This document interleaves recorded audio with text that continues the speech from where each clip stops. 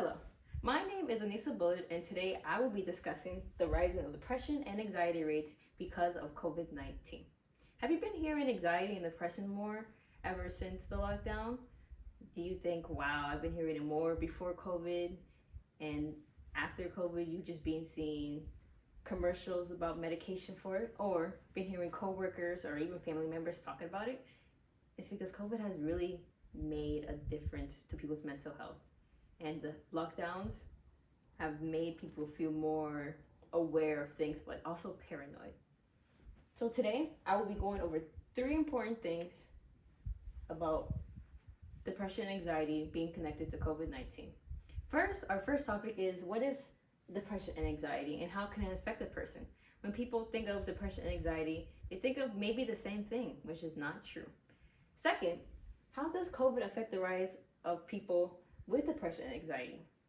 How did it increase? What made them feel, what made them feel anxious? What could cause these symptoms during the lockdown? And third, is there a way to treat depression and anxiety? People think medication is the only way, but that is not true. So the first thing we're going to talk about is what are the symptoms to depression and anxiety. Like I said before, a lot of people think depression and anxiety have the same symptoms, which is not true. On the right side is anxiety, and anxiety includes rapid heart rate, feeling nauseous, sweating and trembling, feeling self-conscious, embarrassed, or awkward. Anxiety is totally different from depression, as depression is more of just low energy, weight loss, not eating. You just don't feel motivated to do anything. And one of the biggest things is anxiety leads to depression. And if you're having anxiety symptoms, you could also, that's why everyone asks, do you feel depressed? Now, it is totally normal to have anxiety and have some depression symptoms. To feel unwell with a rapid heart rate, just feeling nauseous, you're thinking like, wow, like this is a lot on me, this is a toll. And that's why it leads so much into depression. Depression is more of feeling of guilt and feeling worthless, which is one of the big things that leads to suicide. So what has COVID impacted, First thing is COVID-19 was very a traumatic event to everyone in the entire world. And even if you didn't catch the virus, you were stuck at home with only your phone, TV, laptop, or tablet. And all you had was the internet and the news. And watching everything unfold right in front of you could be a lot in a person. You're thinking, is this gonna get better? Is maybe next year can I go back to school? And when you're thinking these thoughts, you're thinking, wow, like will this ever change? And thinking can make you paranoid, and it could lead to anxiety.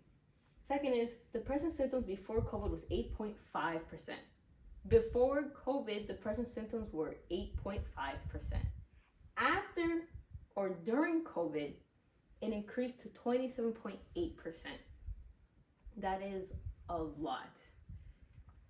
Lockdown caused isolation and loneliness, like I said, with anxiety and depression. And lockdown caused an increase of social anxiety, work anxiety, and health anxiety. A lot of people think there's only one anxiety, and there was multiple, categories to it. Social anxiety, which is the biggest cause from the COVID-19 lockdown, is, going outside and seeing so many people in one place again, you're thinking, wow, like someone definitely has COVID in one of these places. And thinking like that could be paranoid. Maybe you forgot how to talk to people now. The mask makes you feel awkward. You can't read people anymore. And thinking about that can cause social anxiety. The second biggest one is mostly for adults, of course. Work anxiety. Work anxiety has been a huge impact. People that probably don't know what to do anymore. Business has gone down, and someone who owns a business can be thinking, wow, I don't know how I can get my business back up because of COVID and what we can do, and it has caused an immense part. Health anxiety is mostly just feeling very, just like I said before, rapid heart rate. You're thinking about your health, and you're thinking about, if I catch COVID, what will happen to me?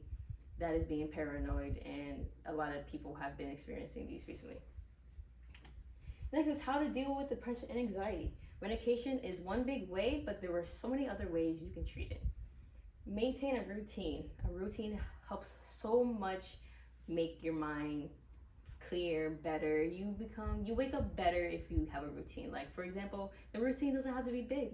Routine can be making your bed in the morning, brushing your teeth, getting a shower, in your face. All of that is a routine and can really help a mood.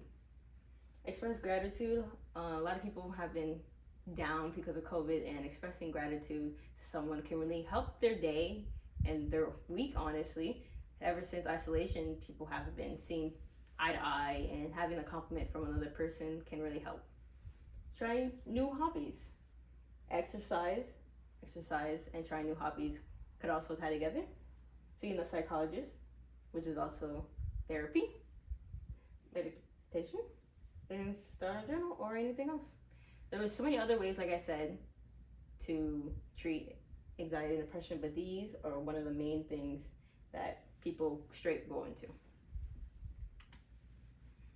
So today I discussed about depression and anxiety taking a toll on the human body physically and mentally, what the symptoms are and the difference between them two, and how anxiety can lead to depression. Second, I'll talk about how much COVID has impacted depression and anxiety rates. Symptoms increase due to isolation, loneliness, and unemployment. Unemployment has become a humongous thing because of this. And lastly, trying new things, branching out, exercising, talking to someone helps relieve depression and anxiety. These are the ways that can help. And it was very nice talking to everyone. Thank you so much for having me.